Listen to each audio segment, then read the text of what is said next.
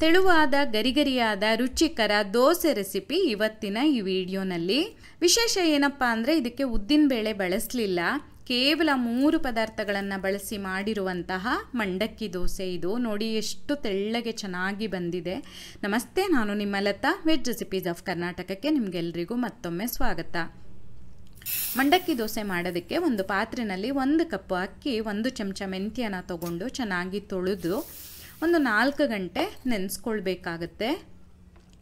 ರುಬ್ಬೋದಕ್ಕೆ ಒಂದು 10 ನಿಮಿಷ ಇದೆ ಅನ್ನುವಾಗ ಅಕ್ಕಿಯ 2 ಪಟ್ಟು ಅಂದರೆ 2 ಕಪ್ಪು ಮಂಡಕ್ಕಿನ ಒಂದು ಪಾತ್ರೆಯಲ್ಲಿ ತಗೊಂಡು ಅದನ್ನು ಸಹ ಒಂದು 10 ನಿಮಿಷ ನೆನೆಸ್ಕೊಳ್ಬೇಕು. ಆನಂತರ ನೆಂದಿರುವಂತಹ ಅಕ್ಕಿ ಮತ್ತು ಮೆಂತ್ಯ ಇದೆಯಲ್ಲ, ಅದರ ನೀರನ್ನು ಬಗ್ಸಿ ತೆಗೆದು ಮಿಕ್ಸಿ ಜಾರಲ್ಲಿ ತಗೊಂಡು ಅಗತ್ಯ ಇರೋಷ್ಟು ನೀರು ಹಾಕಿ ನುಣ್ಣಗೆ ರುಬ್ಕೊಳ್ಬೇಕು. 3 ಪದಾರ್ಥಗಳನ್ನು ಬಳಸಿರೋದು. ಬೇರೆ ಅವಲಕ್ಕಿ ಆಗಲಿ, ಮೊಸರು, ಸೋಡಾ, ರವೆ ಈ ರೀತಿ ಬೇರೆ ಯಾವ ಪದಾರ್ಥನೂ ಬೇಕಾಗೋದಿಲ್ಲ. ಉದ್ದಿನಬೇಳೆನ ಯಾವಾಗಲೂ ಉದ್ದಿನಬೇಳೆ ಹಾಕಿ ದೋಸೆ ಮಾಡ್ತೀವಲ್ಲ, ಅದಿಲ್ಲದೆ ದೋಸೆ ಮಾಡಬೇಕು ಅನಿಸಿದವಾಗ ನೀವು ಖಂಡಿತ ಈ ದೋಸೆನ ಮಾಡಿ ನೋಡಲೇಬೇಕು. ಅಕ್ಕಿನ ರುಬ್ಬಿ ಆದಮೇಲೆ ಒಂದು ಪಾತ್ರೆಗೆ ಹಾಕ್ಕೊಂಡು ಅದೇ ಮಿಕ್ಸಿ ಜಾರಲ್ಲಿ ನೆನೆಸಿರುವಂತಹ ಮಂಡಕ್ಕಿನ ಸಹ ತಗೊಂಡು ಅಗತ್ಯ ಇರೋಷ್ಟು ನೀರು ಹಾಕಿ ನುಣ್ಣಗೆ ರುಬ್ಕೊಳ್ತಾ ಇದ್ದೀನಿ. ತುಂಬ ಜಾಸ್ತಿ ನೀರನ್ನು ಹಾಕಬೇಡಿ.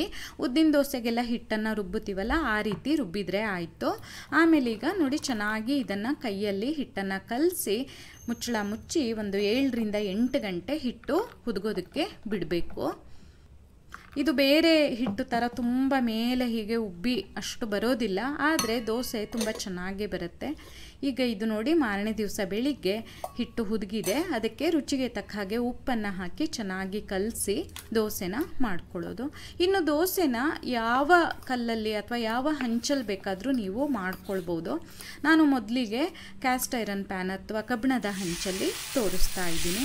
ನೀವು ಉದ್ದಿನ ದೋಸೆ ಹೇಗೆ ಮಾಡ್ತೀರಲ್ಲ ಅದೇ ರೀತಿ ತೆಳ್ಳಗೆ ತಿಕ್ಕಿ ಮಾಡಿದರೆ ಆಯಿತು. ಚೆನ್ನಾಗಿ ಏಳ್ಸೋದಕ್ಕೆ ಬರುತ್ತೆ. ಮುಚ್ಚಳ ಮುಚ್ಚಿ ಸ್ವಲ್ಪ ಹೊತ್ತು ಬೇಯಿಸಿ ಮೇಲಿಂದ ತುಪ್ಪ ಅಥವಾ ಎಣ್ಣೆನ ಹಾಕಿ ಒಂದು ಸ್ವಲ್ಪ ಹೊತ್ತು ಕಾಯಿಸಿದ್ರೆ ಗರಿಗರಿಯಾಗಿ ಚೆನ್ನಾಗಿ ಬರುತ್ತೆ. ನಿಮಗೆ ಗರಿಗರಿ ದೋಸೆ ಬೇಡ ಅಂತ ಇದ್ದರೆ ತುಂಬ ಹೊತ್ತು ಕಾಯಿಸೋದು ಬೇಡ. ಈ ರೀತಿ ತುಪ್ಪ ಎಲ್ಲ ಹಾಕಿ ಒಂದು ಸ್ವಲ್ಪ ಹೊತ್ತಾದಮೇಲೆ ದೋಸೆನ ತೆಗೆದ್ರೆ ಆಯಿತು. ಯಾವಾಗಲೂ ನಾನು ದೋಸೆ ರೆಸಿಪಿನ ತೋರಿಸುವಾಗ ನೀವು ನಾನ್ ಸ್ಟಿಕ್ ಪ್ಯಾನ್ ಅಥವಾ ಹಾರ್ಡ್ ಆ್ಯನೋಡೈಸ್ಡ್ ಪ್ಯಾನಲ್ಲಿ ಮಾಡ್ತೀರಾ, ಹಾಗಾಗಿ ಬರುತ್ತೆ ಅಂತ ಹೇಳ್ತಾರೆ ಕೆಲವರು. ಅದಕ್ಕೆ ನಾನಿವತ್ತು 2ರಲ್ಲೂ ಮಾಡಿ ತೋರಿಸ್ತಾ ಇದ್ದೀನಿ. ನೀವು ನಾನ್ ಸ್ಟಿಕ್ ಪ್ಯಾನಲ್ಲಾದರೂ ಮಾಡ್ಬೋದು, ಕಬ್ಬಿಣದ ಹಂಚಲ್ಲಾದರೂ ಮಾಡ್ಬೋದು, ಅಥವಾ ಹಾರ್ಡ್ ಆ್ಯನೋಡೈಸ್ಡ್ ಪ್ಯಾನಲ್ಲಿ ಬೇಕಾದರೂ ಮಾಡ್ಬೋದು. ದೋಸೆ ತುಂಬ ಚೆನ್ನಾಗಿ ಬರುತ್ತೆ.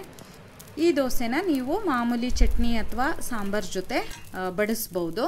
ತುಂಬ ರುಚಿಯಾಗಿರುತ್ತೆ, ಸುಲಭವಾಗುತ್ತೆ. ಖಂಡಿತ ಟ್ರೈ ಮಾಡಿ. ನಿಮಗೆ ಈ ವಿಡಿಯೋ ಇಷ್ಟ ಆದಲ್ಲಿ ಲೈಕ್ ಮಾಡಿ, ಶೇರ್ ಮಾಡಿ, ಕಮೆಂಟ್ ಮಾಡಿ, ಹಾಗೆ ನಮ್ಮ ಚಾನಲಿಗೆ ಸಬ್ಸ್ಕ್ರೈಬ್ ಮಾಡೋದನ್ನು ಮರಿಬೇಡಿ. ಧನ್ಯವಾದಗಳು.